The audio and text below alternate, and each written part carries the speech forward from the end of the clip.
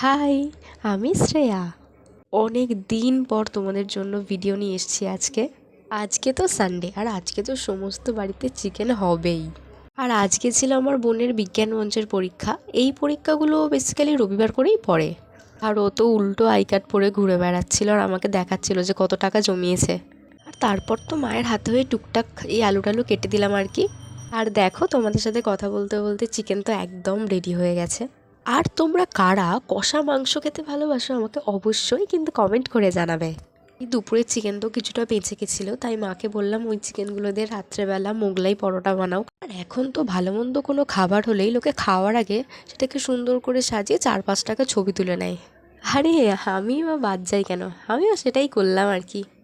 But মোগলাইটা কিন্তু সত্যিই tasty খেতে হয়েছিল। হ্যাঁ, তুমি ছবি তুলতেই থাকো, আমি তো খেয়ে নিই।